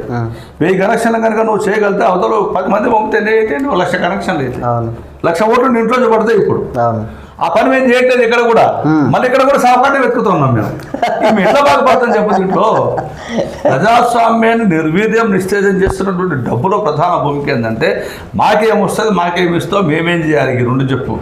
నీకు మేమేం చేయాలని అడగటానికి కాదు ఇక్కడ. అది ఇన్ని సంవత్సరాలు నువ్వు పనిచేసే ఉద్యమ నాయకుడిగా నిజంగా కూడా నీకు ఇన్ని అవస్థలు ఉన్నాయి, ఇబ్బందులు పడుతున్నావు, ప్రసారి కనపడుతున్నావు. నేను పేపర్ తిరిగేసి నెలకి 20 ప్రెస్ మీట్లు పెట్టేవాడిని, నెలకి 20 ప్రెస్ మీట్లు. బిఫోర్ 15 తెలంగాణలో కేసీఆర్ వచ్చింది ఒక ప్రెస్ మీట్ పెట్టడం మానేసినామంటే మాకు స్వేచ్ఛ లేదు. మామూలు ప్రెస్ మీట్స్ పెట్టడానికి హక్కు లేదండి. శ్రీనివాస్ గౌడ్ ఒకసారి తెలుసుకోండి, ప్రెస్ మీడియా వాళ్ళని అడగండి, నన్ను అడగొద్దు. ప్రజా సంఘాలు ఒక ప్రెస్ మీట్ పెడితే చూపండి బయటికి. ఎందుకు అహంకారం పుడతాం, డామినేటివ్ డిగ్నేట్. అందుకే ఏం చేశారు ప్రజలు ఇలా మిమ్మల్ని ఎందుకు తిరస్కరించారు అన్న, సంపూర్ణంగా ఎందుకు మీకేసారు మిమ్మల్ని. మీ బీసీ బిడ్డ అక్కడ మంత్రి పదవి ఉన్నది, ఆ బీసీ బిడ్డనే తొక్కేసి మళ్ళీ అగ్రకులాలకి వచ్చేసినాయి కదా. నేను ఏమంటాను దీంట్లో ఎప్పటి చెప్తున్నాము, బీసీని మంచోని నేను రాముడు మంచివాడని చెప్తే కాదు. బలహీన వర్గాలకు మేలు చేస్తూ తన కింది కులాలను కూడా చైతన్యం తీసుకొచ్చే పని చేసినాడు నాయకుడు అవుతాడు. సూపర్. కానీ నేను ఎదిగిన తర్వాత ఎమ్మెల్యే అయినాక నేను అన్ని ఆస్తులు గుంజుకొని నేను రాజు అయితే వాడు అనుకుంటాడా, మళ్ళీ తొక్కుతారు కిందికి పోతాడు. ఇప్పుడు శ్రీనివాస్ గౌడ్ ఎవరైనా అంతే కదా, నేను ఆయన అనట్లేదు, నేను ఏం చెప్తున్నాను మీకంటే మనం ఎదిగినాము, నిన్ను ఎదిగించారు. ఇప్పుడు నువ్వే ఉండవు, మీ ఊరు వచ్చిన పైకి ఎదిగొచ్చినావు. ఎప్పుడైనా అవసరం నీ ఊరు ఎక్కడో చోట కనపడతాడు, బాగున్నాను పలకరి, సరే మా వాడు మంచి విలేకరైనా సంతోషిస్తాం. నువ్వు మీదిగా చూసుకోవడం ఎంత మిర్రెక్కిందా వాళ్ళ టీవీలో అయినా రాగానే అంట. మరి అది నువ్వు తిట్టేసుకుంటే పొగిడించుకున్నట్ట అనుకోకుండా మనకు అవకాశాలు వచ్చినాయి. వచ్చినప్పుడు నీ కింది సమాజాన్ని చైతన్యం చేస్తే నీకు అండదండగా చుట్టూ కూడా అంగరక్షలు నిలబడతారు, ఇంకొక 20 నేను కాపాడతారు బాబు. ఓకే అన్న, ఇప్పుడు రాజకీయ పరిధి పక్కన పెట్టేసి న్యాచురల్గా మాట్లాడదాం. ఒకటే మాట, మీరు 20 సంవత్సరాల నుంచి కష్టపడుతున్నారు, రాజకీయాన్ని ఏ పరిధిలో తీసుకెళ్తే బాగుంటుంది అంటారు? రాజకీయాన్ని పూర్తిగా ప్రజాస్వామ్య పరిధిలో తీసుకెళ్తే బాగుంటుంది. అంటే ప్రభుత్వాలు చెప్తున్నటువంటి మాటలు ఏవైతున్నాయి కింది వర్గాల దాకా చేరాలి. ఇప్పుడు ఎవరికే నాకలేదు అన్నం తినాల్సిందే. అది సోన మైసూరు తింటావా, హంసబేది తింటావా, నూకలు తింటావా, తౌడు బుక్తో బుక్కాల్సిందే టైం కదా. సంక్షేమ ఫలాల మీద ఏవైతే పాలకులు చెప్తా ఉన్నారో అది కింది వరకు అందాలి. అది అప్పుడు సమానత్వం పాలిస్తుంది. ఎవరికి లేదో వాడికి ముందు ఉన్నవాడు తర్వాత తీసుకున్నాం. ఆ పని మనం ఇక్కడ చేయట్లేదు. ఆ పని చేస్తే ఉన్నవాడికి ఇచ్చి ఉన్నవాడు లేనివాడికి సహకరించి నువ్వు కూడా నాతో పాటు కొంచెం పైకి రా, ఇద్దరం సమానమవుతాం, అప్పుడు మనం చూసుకుందాం అంటే బాగుంటుంది. కానీ ఈ రాజకీయాలు పక్కన పెడితే కూడా కింది వాడిని చూసి పైవాడుగా పై చూస్తే కిందివాడు కిందనే ఉండిపోతాడు. దాన్ని మార్చే ప్రయత్నం రాజకీయాలు చేయాలి. రాజకీయ నాయకుల బుద్ధి ముందు మారాలి. నేనేది ఎమ్మెల్యేని గెలిచినా నాకు డబ్బొద్దు ఆయన, నేను ప్రజాసేవ చేస్తాను, నాకు మళ్ళీ నువ్వే ఓట్లేస్తావు సంకల్పం ముందతంలో కలగాలి. ఎన్ని కాంట్రాక్టులు నాకు వస్తాయి, ఎన్ని బిల్జులు నేను కట్టాలి, ఎన్ని కోట్లు ఎన్ని వేసుకోవాలనుకున్నప్పుడు నిన్ను కూడా వాళ్ళు కట్టలేదు వస్తారు కదా. ఈ కింది పాలకుల కాడికి నువ్వు ఎట్లా పోతావు, వాళ్ళతో సంబంధాలు ఉండవు కదా. ఇలా చాలా మంది మీరు టీవీలో చూస్తుంటారు, పేదవాడు ఒక ఎమ్మెల్యే దగ్గర పోవడానికి ఇబ్బంది పడుతూ ఉంటాడు. చాలా ఎందుకు ఇబ్బంది పడతాడు, తను కూడా నీకు ఓటు వేసిండు కదా. మరి ఓటు వేసినప్పుడు నువ్వు ఎప్పుడైనా అడిగినావు తను నువ్వు. ప్రజాస్వామ్యంలో ప్రజాస్వామ్యం అంటున్నది ప్రజలకు చేరువయ్యే కార్యక్రమం ప్రజాస్వామ్యం. మరి ప్రజాస్వామ్యం ఎక్కడుంది ఇక్కడ? ఆ ప్రజాస్వామ్యం ఏది?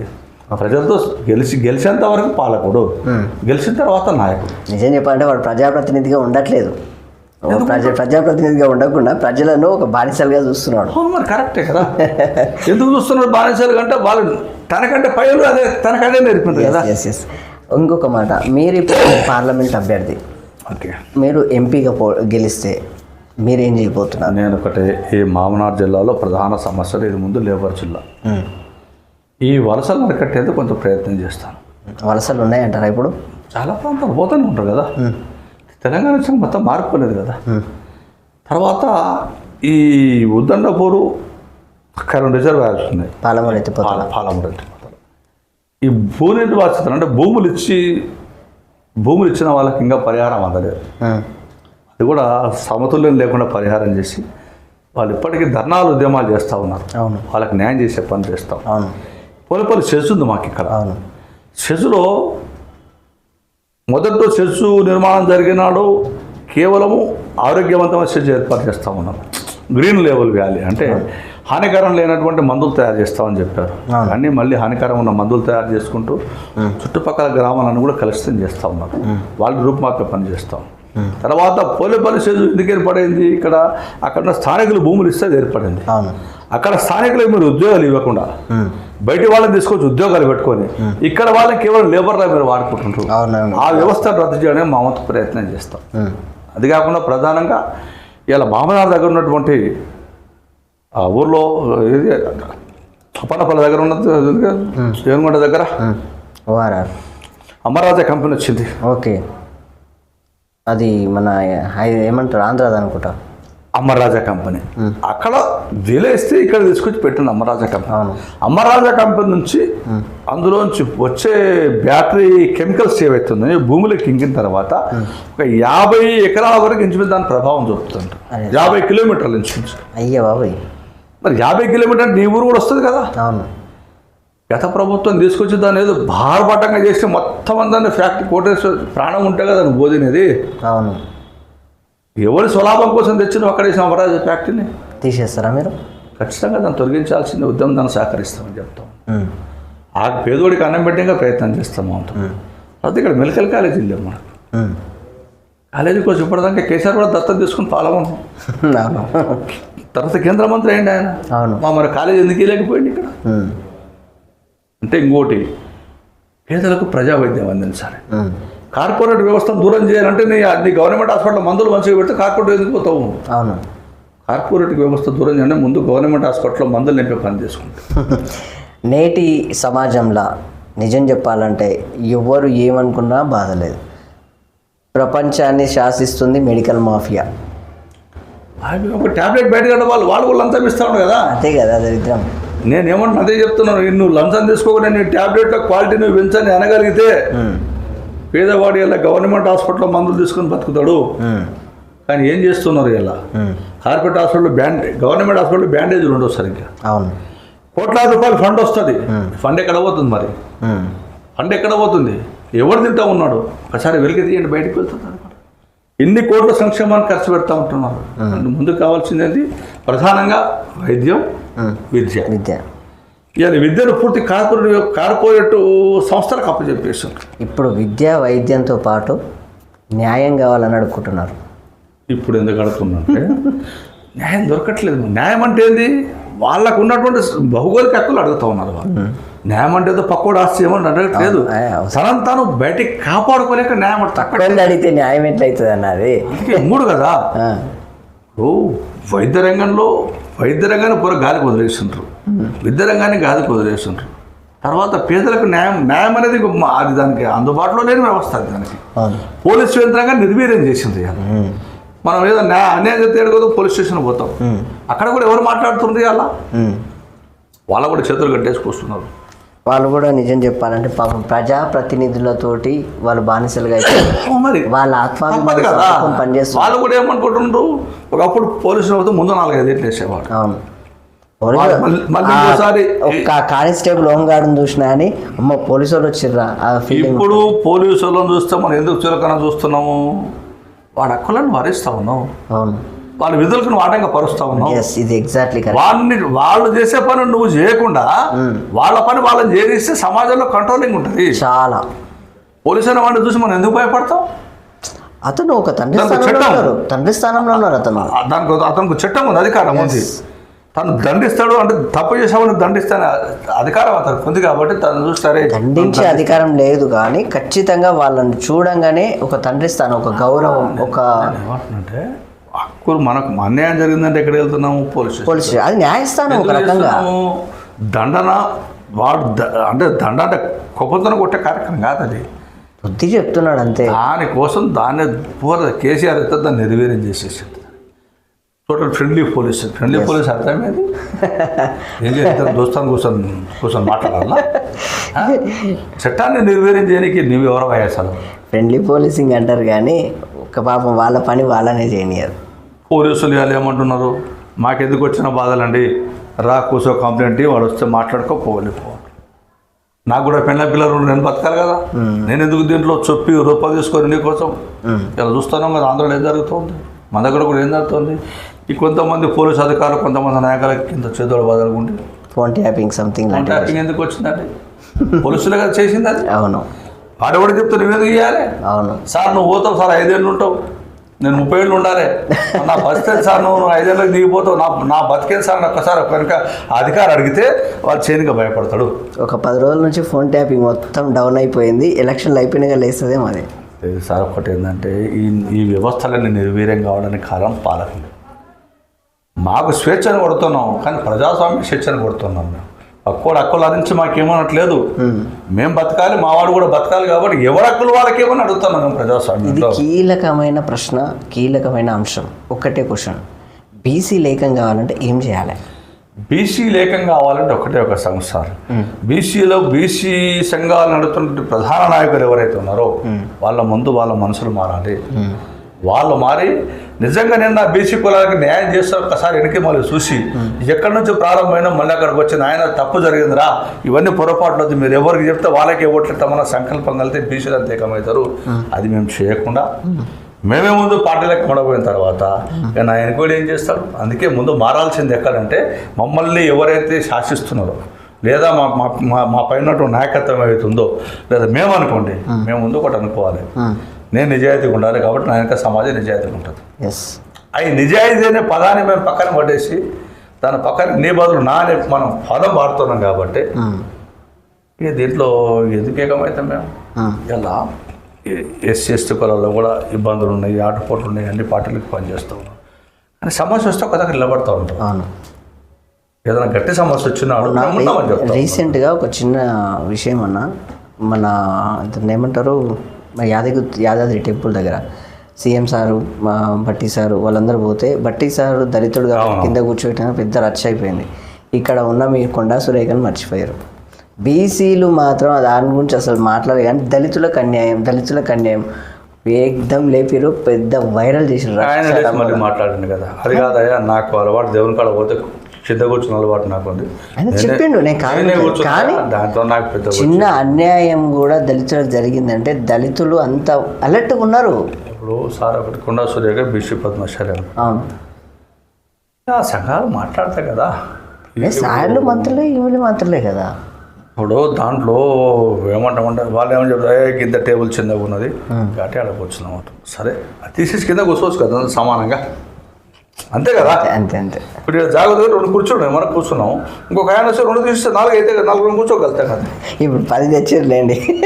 అంటే వ్యవస్థలో దీంట్లో మొదటి నుంచి ఏం సార్ అంటే బీసీలకు మీ ద్వారా దండం పెట్టి చెప్తుంది ఏంటంటే కొంచెం సమాజ స్పృహ కలిగి వాస్తవాన్ని తెలుసుకొని వాస్తవంగా మెసులుకునే ప్రయత్నం చేసి మరి ఇది జరుగుతుంది, ఇది వాస్తవం కదా, నిజంగానే మా నాయకులు కొంతమంది అక్కడక్కడ మాట్లాడుతున్న మాట నిజమే కదా, దీనికి మనం ఏం చేస్తాం, ఎట్లా చేస్తాం, మన వాడు బాగుపడతాడు, మనల్ని బాగు చేస్తాడు, లేదా మన బాగు కోసం ప్రయత్నం చేస్తాడు, లేదా మన హక్కుల కోసం ఉద్యమిస్తాడన్న చిన్న సంకల్పం వాళ్ళ మధ్యలో కనుక మెదిలితే బీసీ సమాజం దేశానికి ఆదర్శం. మహాత్మా జ్యోతిరావు పూలేని ఎందుకు పొగుడుతున్నాం? అనేక సమాజానికి, అనేక కులాలకు, విద్యావంతులకు, సమాజానికి విద్యకి ఆదర్శమైన సావిత్రిబాయి పూలే గారిని ఎంతమంది తలుస్తున్నాం చదువుతాలని మొట్టమొదటి ఉపాధ్యాయురాలు. కానీ ఎంతమంది టీచర్లకు మొట్టమొదటి ఉపాధ్యాయులు తెలుసా? తెలియదు. ఇది వాస్తవమే, దౌర్భాగ్యం కాదా మరి? అవునవును. చదువు ఎవరు చెప్పిండో వాళ్ళు నువ్వు మర్చిపోయినావు. ఓకే, నేను నేర్చుకున్నాక నౌకరు వచ్చినట్టుగా నౌకరు రానికి కారణం ఎవడు? ఓకేనా. ఇప్పుడు నేను కొన్ని అడుగుతాను, దానికి సింగిల్ వర్డ్లో సమాధానం చెప్పండి. మీకు అనిపించింది సమాధానం అంటే మీ మనసులో మాట. ఇప్పుడున్న పార్టీలలో మీకు ఆ పార్టీల విధి విధానాలను బట్టి మీరేమనుకుంటారో చెప్పండి. ఇప్పుడు దీంట్లో ఓపెన్గా చెప్తామంటే అంటే కొంతమంది అనుకోవచ్చు స్వార్థపూరిత ఆలోచన అనుకోవచ్చు.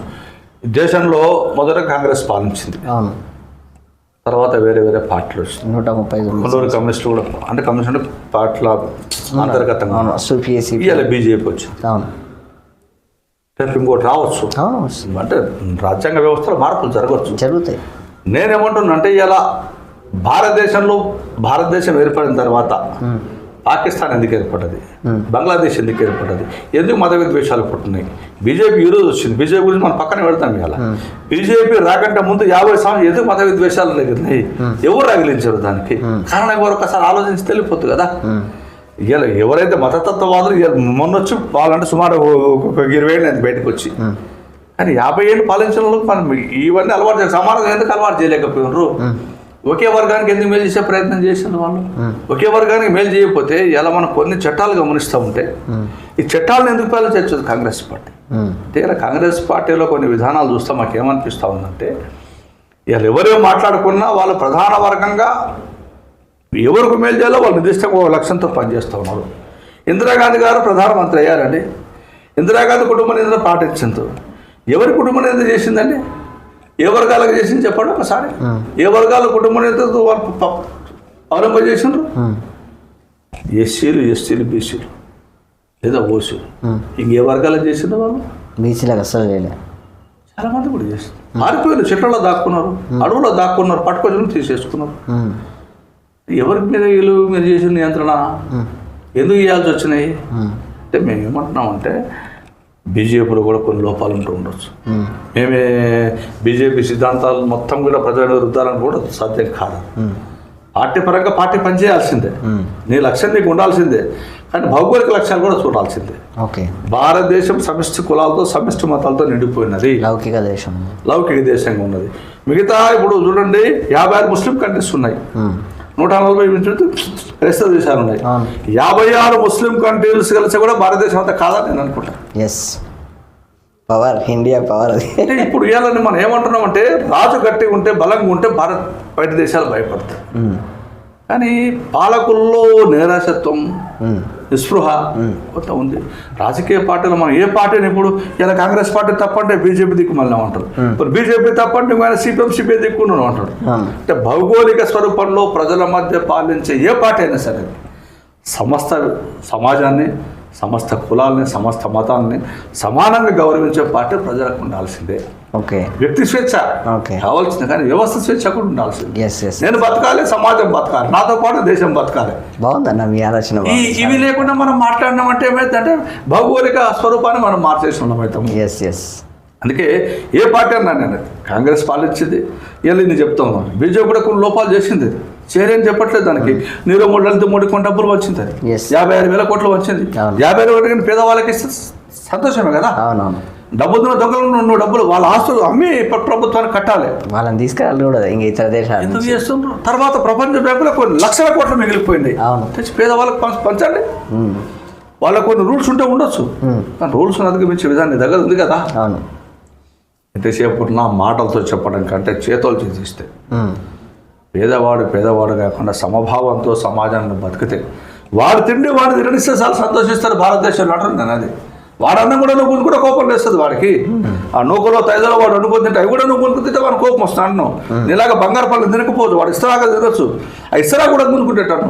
అందుకే మేము కోరుతుంది ఏంటంటే పార్లమెంటు వ్యవస్థలో కానీ అసెంబ్లీ వ్యవస్థలో కానీ సమానత్వం, సమన్వయం, ప్రజలను పాలించిన వాడే నిజమైన పాలకుడు.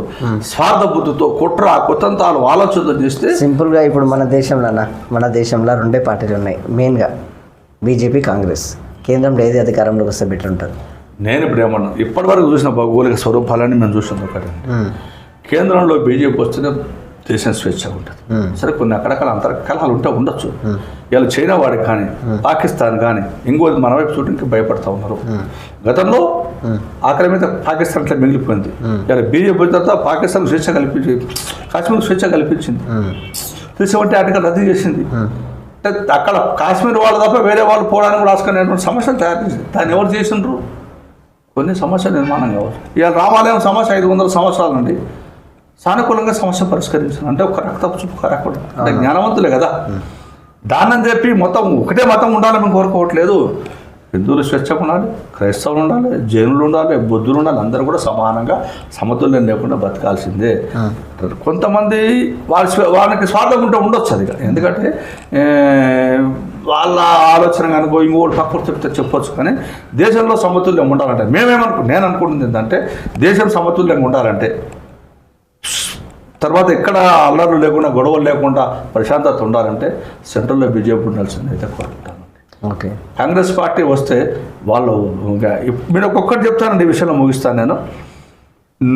మనకు భారతదేశంలో మొన్న నరేంద్ర మోడీ గారు నోటుబందీ తీసుకొచ్చాం. నోట్ల రద్దు మనం ఇబ్బంది పడ్డాం. పైసలు బ్యాంకుల చుట్టూ తిరిగాము. నోట్ల రద్దు జరిగిన తర్వాత 6 నెలలకు పాకిస్తాన్ ఎందుకు దుర్భరం అనుభవించిందండి? మనకు వాళ్ళకి సంబంధం ఏంటి చెప్పండి? ఎందుకు దుర్భరం అనిపించింది? ఇలా ఒక పిండి ప్యాకెట్ ఎంత ఉంది, ఒక గుడ్డు ప్యాకెట్ ఎంత, మీరు కూడా టీవీలో చూస్తూ ఉన్నారు కదా. ఏం జరిగింది? ఎందుకు జరగాల్సి వచ్చింది? భారతదేశంలో నోట్ల బంధు పెడితే పాకిస్తాన్కి ఎందుకు దరిద్రం పట్టాలి చెప్పండి మీరు? ఎక్కడ లింకులు ఉన్నాయి ఒకసారి మీరు ఆలోచన చేయండి అంటున్నాం. మీ మాధ్యమం ద్వారా ఆలోచన చేయండి. మేము చెప్తే ఏమంటే మళ్ళీ ఇంకోటి అనుకుంటాం. అందుకే ఏమంటున్నాం అంటే ఇలా భారతదేశంలో పశ్చిమ బెంగాల్ పోయాను ఆ మధ్య నేను.